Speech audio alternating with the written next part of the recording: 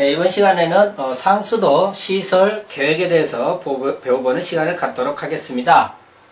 자, 먼저 상수도 구성 요소인데요. 주요 3요소가 있습니다. 자, 충분한 수량을 가지고 있어야 되고요. 양호한 수질, 그리고 적절한 수압. 이게 수압이 부족할 경우 예전에 아주 오래전에 보면은 고지대 같은 경우 수돗물이 나오지 않는 경우들이 많이 있었습니다. 그래서 그때 같은 경우는 이제 펌프에서 지하수를 이렇게 양수를 해가지고 쓰는 경우도 있었고 그렇습니다.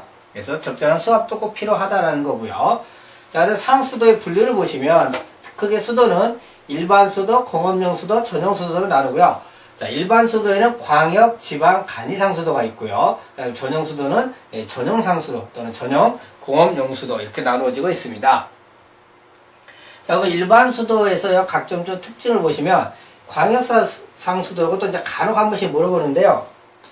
2개 이상의 지방 자치단체에 공급하는 거다. 그래서 광역시에 공급하는 게 광역상수도가 아니고 지방자치단체에 공급하는 게 광역상수도고요. 그 다음에 지방상수도의 의미, 그리고 간이상수도는 뭐 급수인구 5,000인 이내, 일일 공급량이 1,000톤 미만인 경우다 라는 것 정도는 참고해 주시기 바라겠습니다. 자, 그 다음에 상수도 시설의 구성에서 그 시설 개통도 이게 굉장히 중요합니다. 그래서 이게 한 별표 3개 정도의 출제 비율을 보이고 있는데요. 이거 앞자만 좀 따서 외우면은 수, 취도, 정송, 배, 급입니다. 이거 반드시 암기를 해주셔야 됩니다. 수치도, 정송, 배급이다. 그래서 자, 수어는 뭐냐? 물을 집수하는 겁니다. 즉 원수를 공급하는 건데 하늘에서 내리는 천수로 활용하는 경우도 있고요. 그 다음에 지표수도 있고요. 그 다음에 지하로 내려간 물, 뭐 지하수 등 이런 것들이 있습니다.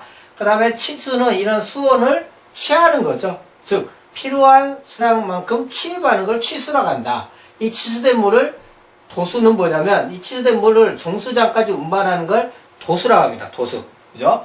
그 다음에 이제 도수가 끝나면 정수 과정을 거쳐야 되는데요. 원수의 수질을 개선하는 것으로서 가장 핵심 공정이 바로 뭡니까? 정수가 되는데 정수 과정 중에서 보시면 급성여과와 뭐 완성여과로 대별이 됩니다. 그래서 급성여과 같은 경우는 급속 같은 경우는 응집지를 활용해서 약품을 집어넣어 가지고 큰 덩어리로 만들어서 빨리빨리 여과 될 수 있도록 해줍니다. 그래서 이런 과정 거치고요. 완성여과 같은 경우에는 이 약품 침전이나 응집지가 없습니다. 그렇죠? 그냥 바로 보통 침전지에서 완성여과로 넘어가는 이러한 절차를 거치게 된다는 거, 이것도 참고를 좀 하시기 바라겠습니다. 자, 그 다음에 송수인데요.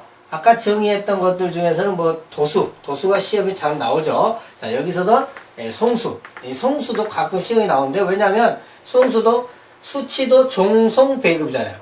즉 정수된 물을 배수지로 보내는 걸 뭐라 한다? 송수라 한다 그 말이고요. 배수는 이제 이 송수했던 물을 급수지역으로 보내겠죠. 그럼 급수는 뭐냐? 사용자 또는 소비지에게 공급하는 것을 급수라고 한다는 얘기를 하겠습니다.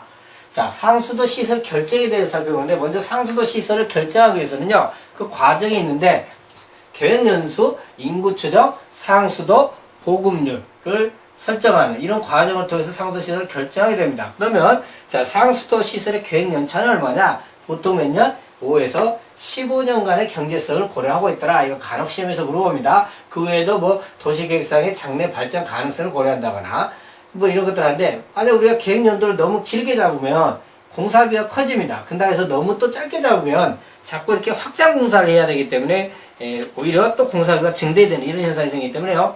경제성을 고려해서 보통 5년에서 15년 정도 하더라는 얘기가 되겠습니다.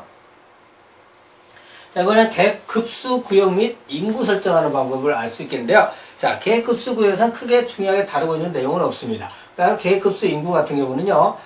그 지역에서 항상 살고 있는 이 상주 인구를 고려를 합니다. 유동 인구가 아닌 상주 인구를 고려하게 되는데요. 자, 계획급수 인구는 급수 구역 내의 총 인구 곱하기 상수도 보급률이죠. 그러니까 그 구역 내에서 살고 있는 사람 중에서 어느 정도가 상수도를 이용을 할 거냐 그 말인 거죠. 그죠? 그 다음 계획급수 인구 계획연한은 5년에서 몇 년? 20년을 표준으로 하고 있다라는 겁니다. 자, 급수 보급률이라는 게 있어요. 급수 보급률은 급수 인구를 급수 구역 내 총 인구로 나누어서, 그죠? 그래서 곱하기 100을 하니까 그 구역의 총 인구 중에 어느 정도가 급수를 받고 있느냐는 얘기죠. 그죠? 그래서 이런 급수율은 또 군리치 공식이라는 게 있어요. 그래서 P는 180t에 마이너스 0.1승이라는 공식도 있다는 거 암기해 주시고요. 그 다음에 급수율은 대도시가 소도시보다 당연히 높겠죠. 상수 시설이 더 잘 될 거니까요. 그리고 항만 공업도시가 일반 도시보다 높아요. 그 이유는 항만이나 공업도시는 물이 짜고 더럽기 때문에 상수도를 많이 이용을 해야 됩니다. 그래서 그 보급률이 상대적으로 높다라는 것이 되겠습니다. 자, 그 다음에 우리가 공부하다 보면 단위들이 나오던데요. 1, PCD라는 게 있어요. 이거는 LPCD, 리터 퍼 캐피탈 데이라 해가지고 리터 퍼 인 1이죠. 그러니까 1인 1일당 리터량을 LPCD를 하고요. 그 다음에 1톤은 1 세제곱미터랑 똑같죠. 물의 단위 중량 1톤 퍼 세제곱미터니까요. 그 다음에 이것을 리터로 표현하면 1000리터가 해당이 되겠습니다. 자, 이번에 계획급수 인구의 추정법입니다. 자, 먼저 등차급수법인데 이것이 별표 2개 정도의 출제를 보이고 있습니다. 그래서 n년 후의 인구는 현재 인구 플러스 n년, n년 후 곱하기 a인데 a는 이렇게 구합니다. 즉 현재 연도와 과거 연도의 그 인구를 뺍니다. 그래가지고 그 연도로 나누면 1년당 몇 명씩 증가하는지가 나오겠죠? 그죠? 그걸 이용해서 그 비율대로 계속 앞으로 향후 몇 년 동안 수가 늘어날 것이다 라는 이런 방식에서 구하는 건데요. 이것을 매년 인구 증가 일정하다고 봐야 되잖아요. 그리고 연평균 증가수 방법이죠. 증가수 방법. 발전이 비교적 느린 도시. 대신 이제 추정 인구가 자칫하면 과소평가될 우려가 있게 됩니다. 자, 이에 대한 예제를 한번 살펴보도록 하겠습니다. 자, 1970년의 인구가 52,000명입니다. 그리고 1990년의 인구가 7만 명일 때 등차 급수법으로 2010년의 인구를 추정하면 했습니다. 이게 과거 인구죠. 52,000명. 그 다음에 현재 얘가 P0고요. 그 다음에 2010년 인구가 몇 년으로 해야 돼요? Pn으로 한다면 자, 연평균 인구 증가수 A라고 하는 것은 T분의 P0 Pt였잖아요. 현재 7만 명에서 52,000명 뺑입니다. 그러면 1970년에서 1990년 몇 년 차이요? 그렇죠. 20년 차이죠. 20으로 나눕니다. 그러면 1년에 900명씩 늘어나는 거 알 수가 있네요. 그럼 추정인구는 그 미래 추정인구 n년 후, 즉 몇 년 후일까요?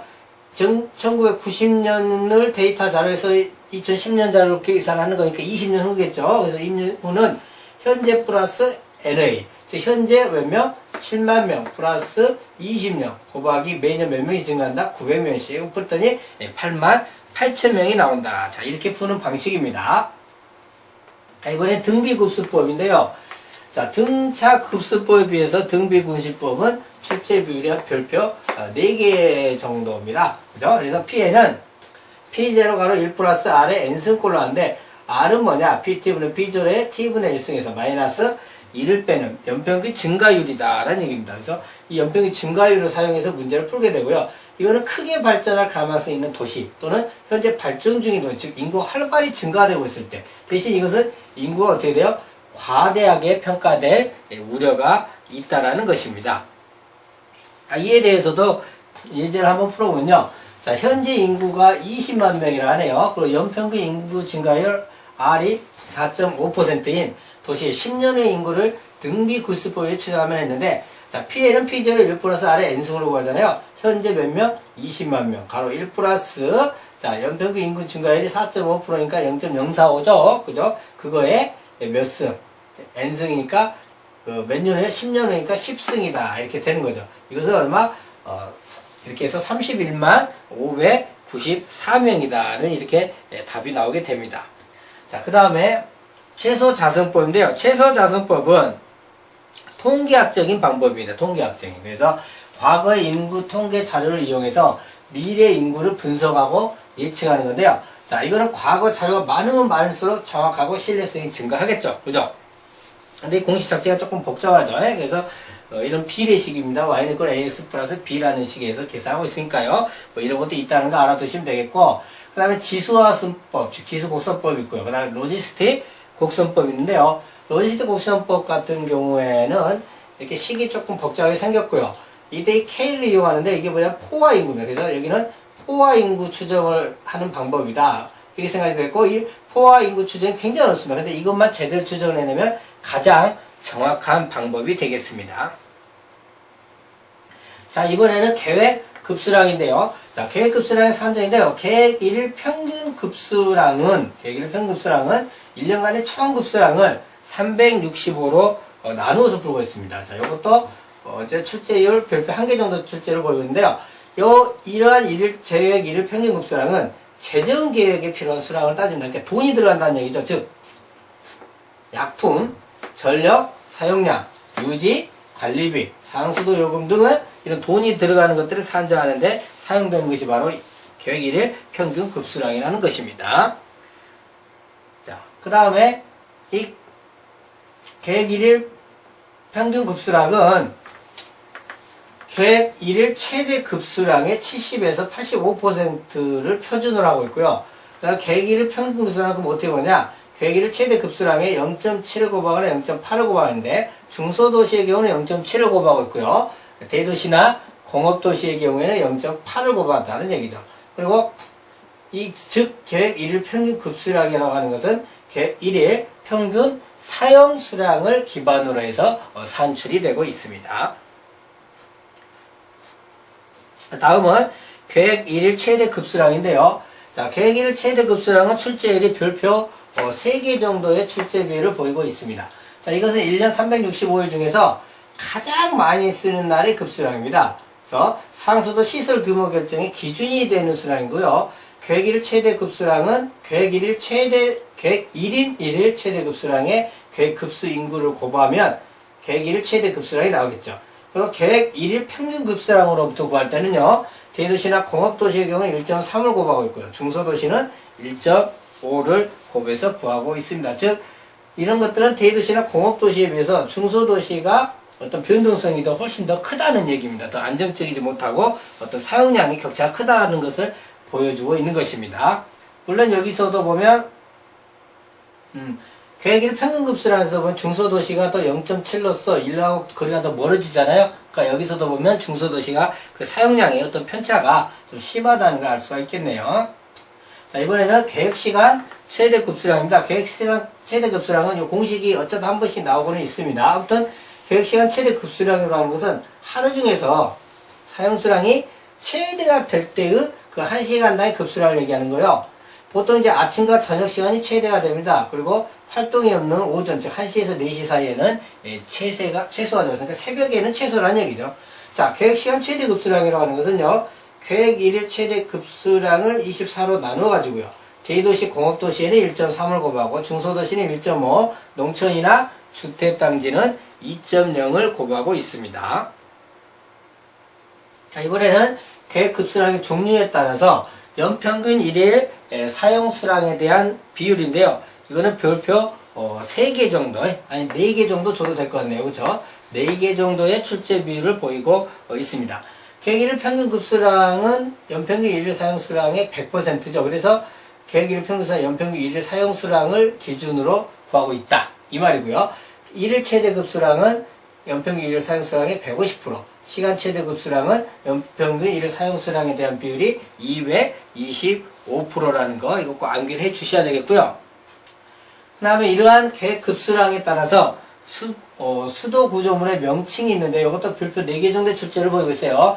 그래서 1일 평균 급수량 같은 경우는 수원지나 조수지, 이용면적 결정을 쓰이고요. 1일 최대 급수량은 수치도 종성 보고 있잖아요. 취도, 송정, 배 다 쓰죠. 그죠? 그래서 거의 다 쓴다. 뭐 여러 가지 면적이라든지 송정 구경이나 이런 것들. 근데 시간 최대 급수량은 배수 본관의 어떤 구경 결정하고요. 배수 시설의 기준이 되고 있다는 거죠. 그죠? 그래서 이걸 잘 암기를 하셔서 배수지 결정이라든지 이거 하고요. 배수 시설 중 송수 환경과 배수 시설 결정은 1일 최대 급수량이잖아요. 이것들이 혼돈 안 되실 수 있도록 잘 정리를 해 주시기 바라겠습니다. 자, 이렇게 해서 지금까지 제 첫 번째 단원인 상수도 시설 계획에 대해서 우리가 살펴보았습니다.